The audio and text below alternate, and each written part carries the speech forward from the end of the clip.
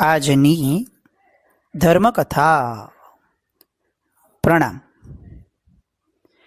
વાર્તાઓનો ક્રમ આપણે જોઈ રહ્યા છે. કમલસેન રાજકુમાર યૌવન વયમાં આવ્યો અને અહીંયા અંગ દેશના અધિષ્ઠાયક એને પ્રસન્ન થયા.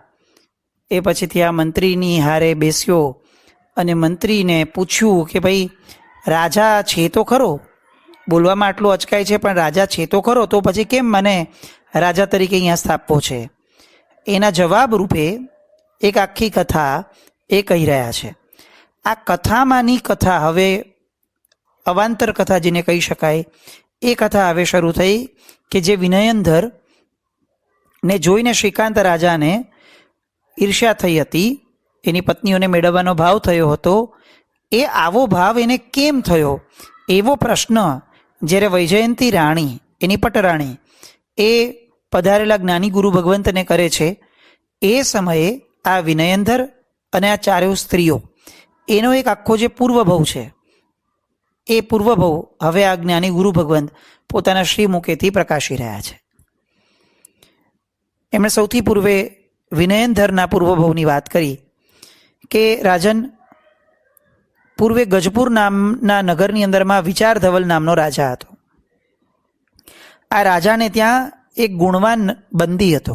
બંદી એટલે એનો એક સેવક. એણે એકવાર વગડાની અંદરમાં પોતે ગયો હશે અને એણે સુવિધિનાથ ભગવાન તીર્થંકર પરમાત્માને એણે પ્રતિમા ધારણ કરીને ઉભેલા જોયા.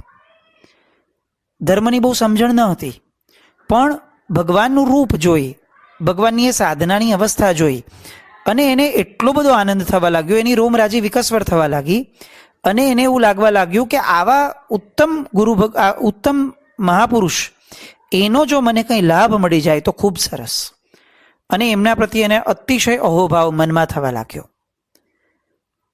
આ અહોભાવ થતાં પોતાનો સમય થયો એટલે પોતે તો ત્યાંથી નીકળવું પડ્યું. બીજા દિવસની સવાર થઈ અને બીજા દિવસની સવાર થતાં દૈવ યોગે એ જ તીર્થંકર પરમાત્મા એને ત્યાં પધાર્યા અને એણે અતિશય અહોભાવપૂર્વક, એટલે પરાકાષ્ઠાના અહોભાવપૂર્વક એણે તીર્થંકર ભગવંતને વહોરાવ્યું. અને એવામાં ત્યાં અહોદાનમ અહોદાનમ એનો દિવ્ય ધ્વનિ થયો. એણે પોતે પોતાના સુકૃતની જીવનભર પર્યંત ખૂબ અનુમોદના કરી એ બંદીએ અને ઉત્તમ અધ્યવસાય સાથે મૃત્યુ પામી દેવગતિમાં ગયો. દેવગતિમાંથી અહીંયા આ વિનયંધર શ્રેષ્ઠી રૂપે એ પ્રગટ થયો છે. એટલે એના આ ભવનું સૌભાગ્ય, એના આ ભવનું પુણ્ય, એનો આ લક્ષ્મી, કુબેરની જેવી જે લક્ષ્મી જેને ત્યાં છે, આ બધો પ્રતાપ એના પૂર્વભવના તીર્થંકર ભગવંતને આપેલા દાનનો પ્રભાવ છે. આ આખી વાત ગુરુ ભગવંત વૈજયંતી રાણીને અને રાજાને સંબોધીને કરી રહ્યા છે. હવે વૈજયંતીએ પ્રશ્ન કર્યો કે પ્રભુ, આ વાત તો આપે કરી, હવે મને જે બીજી જિજ્ઞાસા છે, જે જિજ્ઞાસા એકચ્યુઅલી રાજાના મનમાં પણ હતી, એ જિજ્ઞાસાનો આપ કૃપા કરીને પ્રકાશ પાડો કે જ્યારે રાજા આ ચારેય સ્ત્રીઓને જોવા માટે આવ્યો, એ સમયે આ સ્ત્રીઓ આટલી સુરૂપવાન હોવા છતાં રાજાને એ કુરૂપ કેમ દેખાય? આ પ્રશ્ન થયો કે ભાઈ, એવું તે આ શિયળ ધર્મનો જે પ્રભાવ આ લોકોના જીવનની અંદરમાં કઈ રીતે અવતર્યો? પૂર્વભવની એવી તે કઈ સાધના હતી કે જેના આધાર ઉપર આ ભવની અંદરમાં આ લોકોને આટલું સરસ દૈવત્વ સાથેનો શીલ ધર્મના પાલનનો ભાવ પ્રગટ્યો? પ્રશ્ન થાય છે. રાજા પણ પોતાની સહમતિ આપે છે. તમે જુઓ, જાહેરની અંદરમાં પ્રશ્ન થાય છે. આ વૈજયંતી રાણીની બોલ્ડનેસ શું હશે, એની પ્રામાણિકતા અને સત્યનિષ્ઠતા કેવી હશે કે આખું નગર ભેળું થયું છે, વિનયંધર પોતે બેઠો છે, ચારે સ્ત્રીઓ પોતે બેઠી છે. આ વાત કે જે અત્યાર સુધી રાજાએ કદાચ કોઈની સામે છતી પણ નહીં કરી હોય, પણ વૈજયંતી રાણી જે છે એ જ્ઞાની ગુરુ ભગવંતને જોઈ અને પ્રશ્ન પૂછે છે સૌની વચ્ચે. અને આ રાજાની પણ આ ક્ષણની પાત્રતા જુઓ કે પોતાની પત્ની પોતાના એક નબળા કાર્યને ઉઘાડું પાડે છે પોતાની જ પ્રજાની સામે, અને તેમ છતાં રાજાને એ સમયે પોતાની પત્ની પ્રત્યે અભાવ નથી થતો. કોઈ વ્યક્તિ ક્યારેય પાપી નથી હોતું. આ જે વાત છે ને એ અહીંયા આપણે સાબિત કરાય છે. આ એ જ રાજા છે કે જેણે આ ચારેયને પામવા માટે કેટલા તરકટો રચ્યા. પછીથી તો જે ઘટના થઈ અને બધું પૂરું થઈ ગયું શાસન દેવીના પ્રભાવે, પણ અત્યારે આ રાજાને પોતાનું પાપ છતું થવા છતાં લેશ માત્ર પણ એનો અહંકાર ગવાતો નથી, લેશ માત્ર પણ એના મનમાં આવેશ આવતો નથી. આ દેખાડે છે કે રાજાની પોતાની પાત્રતાનો વિકાસ આ સમયગાળા દરમિયાનમાં કેટલો બધો થયો હશે. ખોટું થઈ જાય એ એટલું ખોટું નથી જેટલું ખોટું એ છે કે ખોટું થયા પછીથી એ ખોટાનો પશ્ચાતાપ ન જન્મે. આ રાજા દ્વારા ખોટું થઈ ગયું ચોક્કસપણે, પણ એને આપણે દ્રઢપણે કહી શકીએ કે એટલો પશ્ચાતાપ પોતાના મનમાં જન્માવ્યો હશે કે જ્યારે એ પોતાનું ખોટું જાહેરમાં આવે છે એ સમયે એને ક્યાંય પણ કોઈ પણ વ્યક્તિ પ્રત્યે, પોતાની રાણી પ્રત્યે, આ ગુરુ ભગવત પ્રત્યે કે પ્રજા પ્રત્યે ક્યાંય કોઈ અશુભ ભાવ નથી થતો. એ જ પોતાની અસ્ખલિત ધારાથી આ શ્રવણ પોતે પણ કરે છે. અને આ ગુરુ ભગવંત હવે આ ચારેય સ્ત્રીઓના પૂર્વ ભવો જણાવવાનું શરૂ કરે છે. અયોધ્યાના રાજા નરકેસરી અને રાણી કમળ સુંદરી, એને રતિ સુંદરી નામની પુત્રી હતી. આ રાજકુમારી રતિ સુંદરીને એ નગરના મંત્રી દત્ત મંત્રી એની પુત્રી બુદ્ધિ સુંદરી સાથે ખૂબ સારી દોસ્તી. આ બુદ્ધિ સુંદરીને એ જ નગરના સુમતી શેઠની પુત્રી રુદ્ધિ સુંદરી એની સાથે બહુ સારી દોસ્તી. અને આ બધાને રાજપુરોહિતની પુત્રી ગુણ સુંદરી એની સાથે પણ સારી મૈત્રી. એટલે ઇન શોર્ટ આ ચારે ચાર જે છે, રતિ સુંદરી, બુદ્ધિ સુંદરી, રુદ્ધિ સુંદરી અને ગુણ સુંદરી, આ ચારેયને એકબીજા સાથે સખીપણું થયું, પ્રગટ્યું. કેવું તો કે એકબીજા વગર ચાલે નહીં એવું. હવે આ ચારેય એકવાર ભવન ઉપર આનંદ પ્રમોદ કરતી હતી અને એટલામાં ગુણશ્રી નામના સાધ્વીજી ભગવંત ત્યાંથી પસાર થયા. સાધ્વીજી ભગવંતને જોતા ચારેય સખીઓએ ભાવથી એ સાધ્વીજી ભગવંતને વંદન કર્યા, વિનંતી કરી કે હે ગુરુણી, આપ પધાર્યા છો તો અમને કંઈક ધર્મનો બોધ આપો. અને એ સાધ્વીજી ભગવંતે સમ્યક્ત્વ અને 12 વ્રત સમજાવ્યા.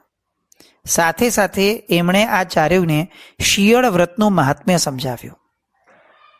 અને એથી ચારેય સખીઓએ પ્રતિબોધિત થઈ અને આ સાધ્વીજી ભગવંત પાસે પૂર્ણપણે શિયળવત પાડવાની પ્રતિજ્ઞા લીધી. હવે તો કે આ સમય પસાર થયો, ચારેય સખીઓ યુવાવસ્થામાં પ્રવેશી. એમાંથી મહારાજાની પુત્રી જે છે રતિ સુંદરી, એના વિવાહ નંદીપુરના રાજા ચંદ્ર સાથે થયા. હવે આ તરફ બાજુના કુરુ દેશના રાજા મહેન્દ્રસિંહે કોઈકની પાસેથી રતિ સુંદરીના રૂપની પ્રશંસા સાંભળી અને એણે દૂતને મોકલી અને ચંદ્ર રાજાને કીધું કે ભાઈ, તું ખંડિયો રાજા છે, તારી પાસે સંપત્તિ અને સૈન્ય ઓછું છે, એટલે હું તારી પાસેથી માંગણીની તને આદેશ કરું છું કે તારી પત્ની જે રતિ સુંદરી છે એ મને સોંપી દે. રાજા ચંદ્ર આ વાક્યને, દૂતના શબ્દોને સહન ન કરી શક્યો. એણે દૂતને રાજસભાની બહાર કાઢી નાખ્યો અને અપમાન કરીને કહી દીધું કે હે દૂત, તારા રાજાને જઈને કહી દેજે કે તારી માંગણીથી તું કોઈ વ્યાભિચારી સ્ત્રીનો પુત્ર જણાય છે. માંગા તો પુત્રીઓ ના હોય, કુળવધુઓના માગા હોતા હશે.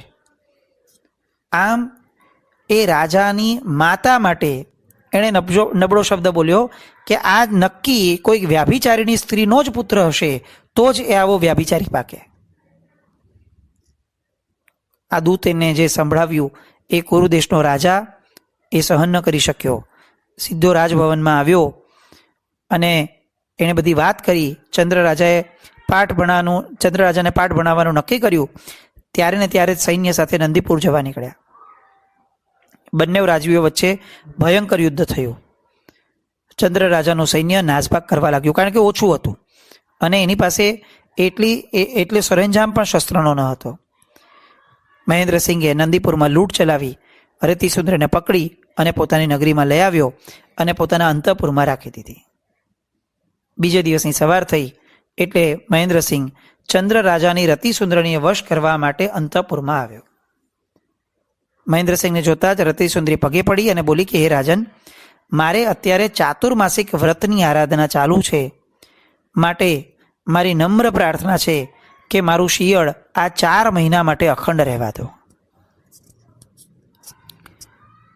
મહેન્દ્રસિંહ આમ તો વિષય વાસનાની અંદરમાં ગળાડૂબ બની ગયો હતો, પણ એને એમ થયું કે ઠીક છે ને, 4 મહિનાનો તો પ્રશ્ન છે, બાકી તો આ મને કંઈ ના પાડતી નથી, અને જો આ પોતાના પ્રેમથી જ વશ થઈ ગઈ છે તો અત્યાચાર કરીને કોઈ અર્થ નથી. એટલે એની વિનંતીનો સ્વીકાર કરી અને પાછો ચાલ્યો જાય છે. આ બાજુ રતિસુંદરીએ એક ક્ષણે જે આ દુવિધા ટળી છે એનો હાશકારો અનુભવ્યો, અને એ જ દિવસથી રતિસુંદરીએ પોતાના દેહ ઉપર સ્નાન, વિલેપન, આભૂષણ એ બધાનો ત્યાગ કર્યો અને આયંબિલ તપની આરાધના શરૂ કરી દીધી. આ 4 મહિનાના આયંબિલના કારણે એણે પોતાની કાયાને હાડપિંજર જેવી બનાવી દીધી. પોતાનું શરીર દુર્ગંધથી ઉછળતું ગયું. કેમ? કારણ કે વિલેપન, સ્નાન બધું બંધ છે. દિવસો પસાર થવા લાગ્યા. જોતમાં 4 મહિના પૂરા થયા અને જેનામાં કામ વાસનાનો કીડો પ્રગટ્યો છે એવો મહેન્દ્રસિંહ એ રતિસુંદરીના ખંડમાં આવ્યો. જોયું તો રતિસુંદરીનું શરીર એ તો અત્યંત કુરૂપ થઈ ગયું, દુર્બળ થઈ ગયું છે. એટલે મહેન્દ્રસિંહે તરત કીધું કે આ ભવનમાં તારી ભાળ સંભાળ કોઈ બરાબર નથી રાખતી? કેમ તારું શરીર આવું દુર્બળ થઈ ગયું છે? અને ત્યારે કહે છે કે રાજન, મેં વ્રત આદર્યું છે એટલા માટે આ કાયા નિર્બળ થઈ ગઈ. મહેન્દ્રસિંહે કહ્યું કે કુરુદેશની મહાદેવી થનાર વ્યક્તિ એણે આવો વૈરાગ્ય કેમ ધારણ કરવો પડે? અને ત્યારે આ એને કહે છે રતિસુંદરી કે મહારાજ, મારો આ દેહ જ વૈરાગ્યનું કારણ છે, કારણ કે આ દેહ એ રક્ત અને પરુનો ભરેલો છે. અસંખ્ય જંતુઓથી ખદબદતો એવો અમારું આ શરીર છે. આવી અસહ્ય દુર્ગંધમાં કોઈ ડાયો માણસ ઊભો પણ ન રહે. તો રાજન, આપ કેમ આટલા મોહાયા? વિલાસી રાજા કહે છે કે દેવી, ભલે તારું શરીર દુર્બળ થયું અને દુર્ગંધ મારતું થયું, પણ હું તો તને રાત દિવસ માટે ઝંખું જ છું. તારા વ્રત પૂરા થાય એના દિવસો મેં ઉજાગરા કરીને વેઠ્યા છે. રતિસુંદરી કહે છે કે રાજન, પણ હવે આ શરીરમાં, આ દેહમાં તમને ભોગવવા જેવું કયું અંગ લાગે છે? આ દુર્બળતા જુઓ, આ દુર્ગંધો જુઓ, હજી તમને કંઈ ભોગવવું છે? અને પેલો રાજા કહે છે કે બીજું બધું બરાબર, પણ આ તારી આંખો કેટલી સુંદર છે, તારી આંખો માટે પણ હું તને ભોગવવા માટે તૈયાર છું. અને ત્યારે રતિસુંદરી કહે છે કે એમ, આપને મારી આ 2 આંખો ખૂબ ગમે છે, તો લો, હું આ આંખો જ આપને આપી દઉં, આપને કદાચ વધુ સંતોષ થશે. એમ કહી અને રતિસુંદરીએ પોતાની બંને આંખો ચાકુ દ્વારા લઈ અને તરત કાઢી દીધી અને રાજાના હાથમાં મૂકી દીધી. કામ વાસનાના ઉન્માદમાં બનેલો આ રાજા મહેન્દ્રસિંહ એ તો આ વર્તણૂકથી આઘાત પામ્યો. એનો ઉન્માદ તો શાંત થઈ ગયો, પણ તરત જ એ રઘવાટ કરીને પૂછે છે કે દેવી, તમે આ શું કર્યું? એની આંખમાંથી આંસુ વહેવા લાગ્યા. અને ત્યારે રતિસુંદરી કહે છે કે રાજન, મેં આપને મારી આંખો આપી અને આપની આંખો ઉઘાડવાનો પ્રયાસ કર્યો છે. મેં મારા શિયળની રક્ષા કરી અને આપને સાચા શીલવાન બનાવવા માટેનો માર્ગ ઊભો કર્યો છે. ભલે મારી આંખ ચાલી ગઈ, પણ મારું શિયળ તો નથી ગયું ને. મને આંખ ચાલી જવાનું કોઈ દુઃખ નથી, મને મારું શિયળ સંરક્ષાયો એનું સુખ છે. રતિસુંદરીના શબ્દો સાંભળ્યા અને રાજા મહેન્દ્રસિંહ પ્રતિબોધ પામ્યો. એના વિચારોમાં પરિવર્તન આવ્યું. એણે રતિસુંદરી સમક્ષ પરસ્ત્રી ગમનના સોગંદ લીધા, ચરણોમાં પડ્યો, ખૂબ રડ્યો અને પોતે જે આચર્યું હતું એ દુષ્કૃત્ય માટે અંતઃકરણથી ક્ષમા માંગી. અને એ સમયે રતિસુંદરી ખૂબ મધુર સ્વરે એમ કહે છે કે ભગવાનની કૃપા છે, આજે મને એક ભાઈ મળ્યો છે. આર્ય દેશની સ્ત્રીઓની વાત ચાલે છે. આમાં કંઈ વધુ સમજાવટની જરૂર નથી. આ સંવેદનાઓ આપણે પણ સંવેદી શકશું. શું ગજબની વાતો! આ બાજુ મહેન્દ્રસિંહ આંસુ સારતો સારતો ખંડની બહાર આવ્યો અને એ સમયે એ પોતે ત્યાં રહેલા એક દેવના, પોતાના કુળદેવીના અને દેવના દર્શન કરવા માટે યક્ષના મંદિરે જઈ અને એમને પ્રાર્થના કરે છે કે જો ખરેખર આ રતિસુંદરીએ મન વચનને કાયાથી પૂર્ણ શિયળ પાડ્યું જ છે, તો એને એના નેત્રો પાછા આપો. પોતાની બેન જેને ગણી છે એની માટે હવે પોતે માંગણી કરે છે અને ચમત્કાર સર્જાયો. રતિસુંદરીની આંખો પુનઃ નેત્રોવાળી થઈ. એક સમયનો કામ વાસનામાં મગ્ન રહેનારો રાજા મહેન્દ્રસિંહ એ રતિસુંદરીનો પરમ ભક્ત બની ગયો. રતિસુંદરી પાસેથી ધર્મનું જ્ઞાન મેળવ્યું. થોડા દિવસો પછી રતિસુંદરીને દાયજો આપ્યો અને નંદીપુર પાછો મૂકવા ગયો. આમ રતિસુંદરીએ એને સાધ્વીજી ભગવંતે આપેલા શિયળ વ્રતનું ચુસ્ત પાલન કર્યું. આ રતિસુંદરી એટલે વિનયેન્દ્ર શેઠને ત્યાં જે 4 એની પત્નીઓ હતી એમાંની એક. હવે બીજી પત્નીની વાત ચાલે છે. જે પેલી 4 સખીઓ હતી એમાંની બીજી મંત્રી પુત્રી એટલે કે બુદ્ધિસુંદરી, એના વિવાહ સુસીમનગરના રાજા જીતશત્રુના મંત્રી સુકીર્તિની સાથે થયા. બંનેનું જીવન નિર્વિઘ્ને પસાર થઈ રહ્યું હતું. આનંદ પ્રમોદથી દિવસો વીતતા હતા. એવામાં કોઈએ રાજાના કાન ભંભેર્યા કે સુકીર્તિ મંત્રીની પુત્ની બુદ્ધિસુંદરી એ આપના અંતઃપુરને શોભાવે એવી છે. અને રાજા જીતશત્રુ એ પણ કામી પુરુષ હતો. એણે પોતાના મંત્રીની પત્નીને હસ્તગત કરવા માટે સુકીર્તિ ઉપર જુઠ્ઠો અપરાધ ઊભો કર્યો, કારાગારમાં ધકેલી દીધો અને એની સ્ત્રીને પકડીને અંતઃપુરમાં બેસાડી દીધી. એ જ રાત્રિએ જીતશત્રુ બુદ્ધિસુંદરીની પાસે આવ્યો અને મધુર સ્વરે કહ્યું કે હે રૂપસુંદરી, તું ખરેખર ભાગ્યશાળી છે. હવે તને હું સુખમાં કોઈ કમી નહીં રહેવા દઉં. તને મારી રાણી બનાવીશ. તારું તો ભાગ્ય ખીલી જશે. અને એ સમયે રૂપસુંદરી કહે છે કે રાજન, આપ આ શું કહો છો? મારા કારણે મારા સ્વામી પર અસત્ય આડ ચડાવીને કારાગારમાં મોકલી દીધા. પ્રજાના પાલક એવા પિતા રાજા જ્યારે આવા નીચ કર્મમાં જોડાય તો હું કઈ રીતે માનું કે મારું ભાગ્ય ખીલી ઉઠ્યું? એમ કહી અને એની સામે વર્ણન શરૂ કરે છે કે મહારાજ, સ્ત્રી માત્ર એ તો વિષ્ટા અને મૂત્રની ક્યારી છે. કયો ડાયું કે સમજો માણસ એમાં મન બગાડે. પરસ્ત્રી એ તો લોહના અંગાર જેવી છે. એનો સ્પર્શ કરનાર માણસ એ રક્ત માંસને ચૂસી અને અંતે એને નરકમાં ધકેલી દે છે. જીતશત્રુને આ બધું સાંભળવાથી કોઈ ફરક નથી પડતો. એની આંખમાં અને એના મનમાં વિકાર રમતો હતો. એ બોલ્યો કે હે સુંદરી, આપણા મિલનની પળ સામે આવે છે ત્યારે તું આવું બધું કેમ બોલે છે? તારા અનિત્ય રૂપ ધરાવતા દેહના આલિંગન સમક્ષ સંસારની સર્વ વસ્તુઓ મને તુચ્છ લાગે છે. હવે મને તડપાવ નહીં, મારી પાસે આવો. અને ત્યારે બુદ્ધિસુંદરી જરાક પાછી હટે છે અને કહે છે કે જો તમારો નિર્ણય એવો જ હોય તો આપને મારા વ્રત નિયમ પૂર્ણ ન થાય ત્યાં સુધી પ્રતીક્ષા કરવી પડશે. જીતશત્રુએ કીધું કે કેટલા દિવસ? તો કે 8 દિવસ. ઓલાએ કીધું કે ઠીક છે, 8 દિવસમાં કશો વાંધો નથી. રાજા ચાલ્યો ગયો. આ 8 દિવસની અંદરમાં પેલી બુદ્ધિસુંદરીએ શું કર્યું તો કે મીણની એક્ઝેક્ટ પોતાના જેવી પ્રતિકૃતિ બનાવી. એના ઉપર મૂલ્યવાન આભૂષણો લગાડ્યા.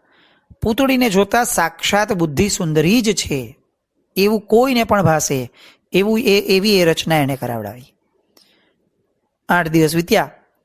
જીતશત્રુ બુદ્ધિસુંદરી પાસે આવ્યો અને કીધું, ઓહો, શું સુંદર પ્રતિમા બનાવી છે, સાક્ષાત તારા જેવી જ દેખાય છે. બુદ્ધિસુંદરીએ કીધું, રાજન, આ પૂતળી મારા કરતાં વધારે સુંદર નથી? રાજાએ કીધું કે સુંદરી, તારા કરતાં પણ ખરેખર વધુ સુંદર લાગે છે.